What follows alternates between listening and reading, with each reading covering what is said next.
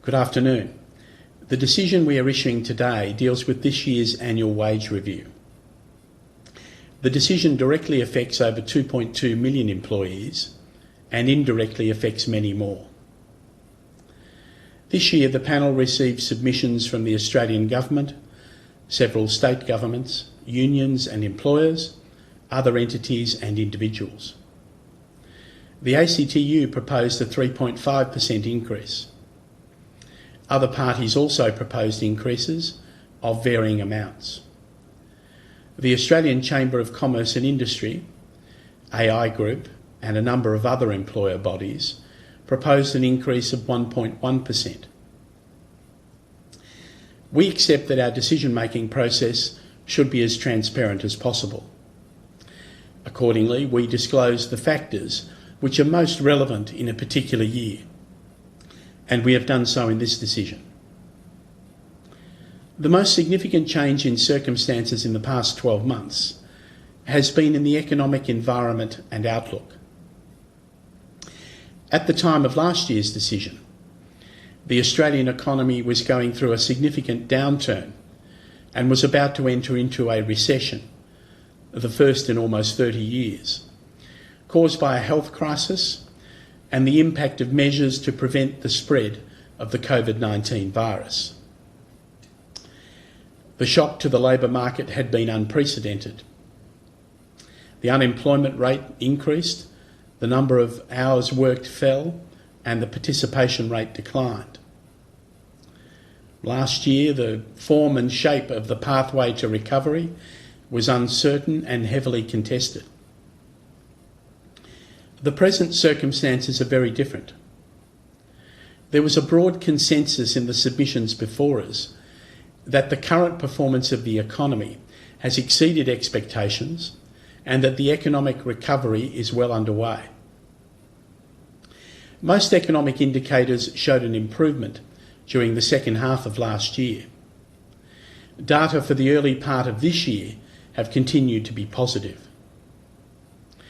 While the economic recovery is well underway and the overall outlook is much more positive than it was last year, we acknowledge that there are downside risks, in particular the risk of domestic outbreaks and of ongoing disruptions to other major economies.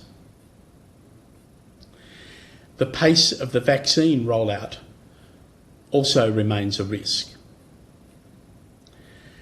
Consistent with the position we have taken in past review decisions, we have taken into account the 0.5 percentage point increase in the superannuation guarantee rate in determining the level of increases in this review.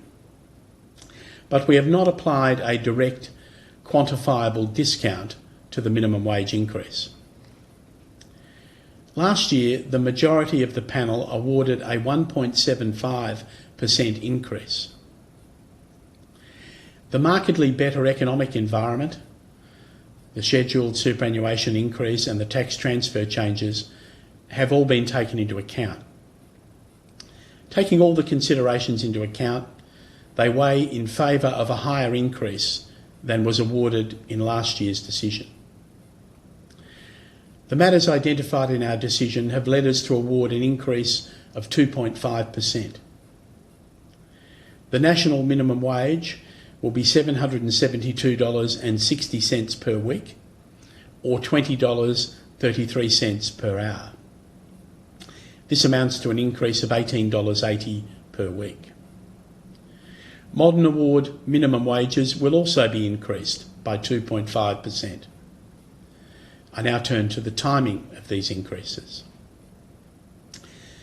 Absent exceptional circumstances, the Fair Work Act provides that variations to a national minimum wage order and to modern award minimum wages arising from a review are to operate from 1 July in the financial year following the review.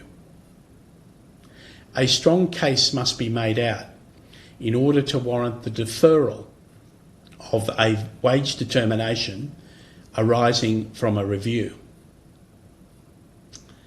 We are satisfied that exceptional circumstances exist, such as to warrant a delayed operative date for certain modern awards.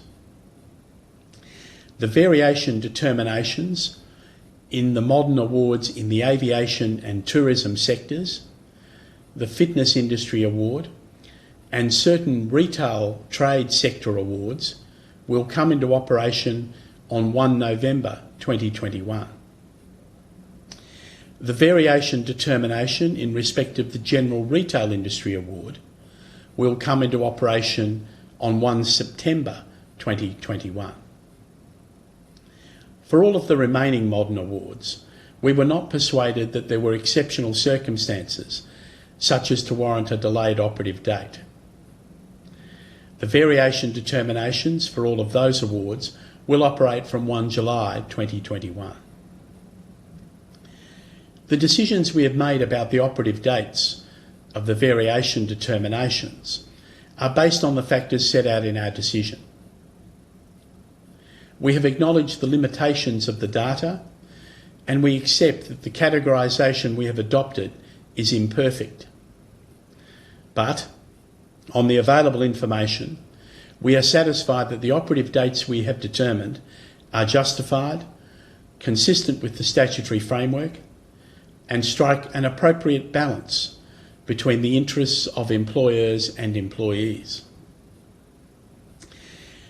We acknowledge that an operative date of 1 July 2021 will mean that for some businesses covered by some of these modern awards, they may face 2 minimum wage increases within a 12-month period.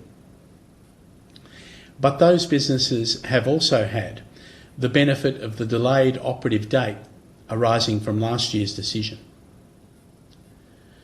We will now publish our decision. Draft variation determinations will be published later this week. Interested parties will have an opportunity to comment on them and to submit any corrections or amendments by no later than 5 p.m. on Thursday, 24 June 2021. I want to conclude by expressing the panel's appreciation to the parties who have participated in the review for their contributions and to the staff of the Commission for their assistance. Thank you.